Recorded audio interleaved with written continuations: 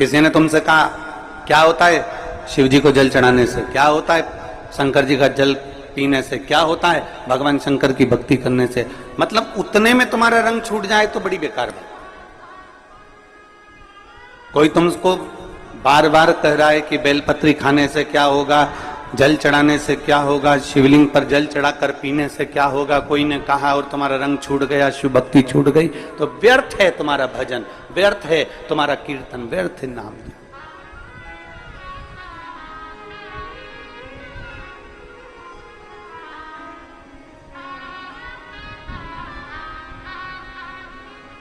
वो एक वो कहते हैं ना, धोबिया धोए चाहे सारी उमरिया, रंग वो चढ़े, रंग वो चढ़ना चाहिए जो धो धो के परेशान हो जाए तो रंग ना निकले।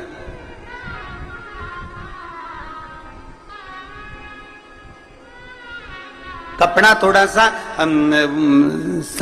सस्ता रोए बार बार और महंगा रोए एक बार। कपड़ा अगर जोरदार लिया है ना तो उसका कलर नहीं निकलेगा, और अगर कपड़ा ऐसा ही ले लिया तुमने कि हाँ साहब हमें तो दे दो, हमें तो मेहमानी में देना है, हमें तो चढ़ाना है, जैसे कई माताएं होती है ना जब भागवत सुनने जाती हैं, अब यहाँ शिव पुराण पे तो कोई साड़ी वाड़ी का तो कोई क्रम ही नहीं रहता, माँ तो शंकर भगवान की कथा में कहाँ साड़ी वाड़ी का लफड़ा। भागवत जी में जब साड़ी चढ़ती है तो माताएं पहले घर में जो साड़ी आती है उस साड़ी में से सबसे अच्छी साड़ी होती है तो सास खुद रख लेती है, और अच्छी होती है तो बेटी को दे देती है, और थोड़ी सी वैसी होगी तो बहू को दे देगी, और अगर थोड़ी बहुत भी गड़बड़ निकली तो पैक करके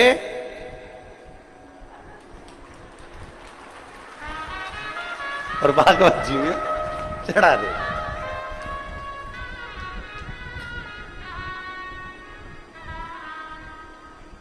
अब इनने बड़े जोरदार पल्लू मल्लू लेके साड़ी चढ़ा तो दी, पर इनके ध्यान में नहीं आया कि तुम इतनी जोरदार जोरदार पहने तो पंडित जी की लुगाई क्या कम पहने।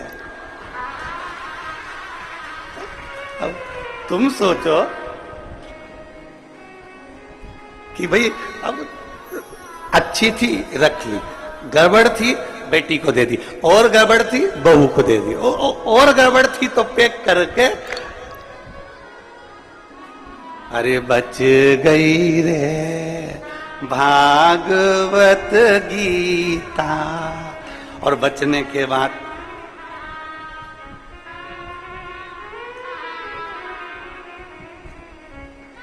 दान का महत्व मालूम है आप लोगों को? दान का महत्व मालूम होना चाहिए। दान का महत्व किसको कहते हैं? जैसा तुम खाओ वैसा खिलाना जानो, जैसा तुम पहनो वैसा पहनाना जानो, जैसा स्वयं के लिए हो वैसा दूसरे को दिया जाए। पर आज के जमाने में लोग दान वैसा नहीं करते। आज के जमाने में दान तो ऐसा करते हैं कि घर में जो कबाड़ा है उसको साफ करना है तो किसी को दे दिया जाए, बस वहां से वहां, वहां से वहां, वहां से वहां चलता जाता है ना। इसलिए मेरे शंकर भगवान को वस्त्र तुम्हारा, आभूषण तुम्हारा, तुम्हारी ज्वेलरी, तुम्हारा धन, तुम्हारी दौलत, तुम्हारी संपदा, तुम्हारी सत्ता, तुम्हारा वैभव मेरे शंकर भगवान को नहीं चाहिए। शंकर भगवान को तो रोज एक लोटा जल चाहिए, क्योंकि जल कभी पुराना नहीं होता। जल जब यूज करोगे तब वो ताजा की ताजा है, जल का प्रयोग जब करोगे वो जल जल ही रहेगा। अग्नि, जल, हवा, पृथ्वी, आकाश कभी बासा नहीं होता, कभी बासा नहीं कहलाता। जल भी बासा नहीं कहलाता, जल जल ही रहता है। गंगा जल को तुम 2 साल, 5 साल, 10 साल, 20 साल, 25 साल पुराना गंगा जल भी तुम्हारे घर में रखा है तो वो बासा नहीं कहलाएगा। तुम्हारे ट्यूबवेल को खुदवाए हुए, तुम्हारे यहाँ कुआं खुदवाए हुए, तुम्हारे यहाँ बावड़ी लगाए हुए, तुमने जो कुंड खुदवाया, कुंडी खुदवाई, तालाब बनवाया, बावड़ी बनवाई, उस कुएं में जो पानी आता है वो कुआं खुदवाए तुम्हारे सालों हो गए, बरसों निकल गए, पर वो कुएं का जल हमेशा ताजा की ताजा ही कहलाता है। कभी भी पृथ्वीवासी नहीं कहलाती, हवावासी नहीं कहलाती, जलवासी नहीं कहलाता, अग्निवासी नहीं कहलाता, आकाशवासी नहीं कहलाता। ये सब ताजे की ताजे हैं। इसका प्रयोग जब करोगे, तुम्हारे शरीर में ऑक्सीजन की कमी हो रही है, तुमने तुरंत वायु का प्रयोग करा, ताजा की ताजा है। शिव जी को तुमने जल चढ़ाया, जैसा भी तुम्हारे घर में जल था, जिस भाव में तुम्हारे यहाँ रखा हुआ था, जैसा रखा हुआ था, वैसा एक लोटा लेकर शिव जी के पास पहुंच गए। शंकर भगवान ने ये नहीं कहा कि जल बासी है कि ताजा है। दुनिया के लोगों को तुम्हारा लोटा काला दिख रहा है, क्योंकि तांबे का लोटा काला जल्दी हो जाता है।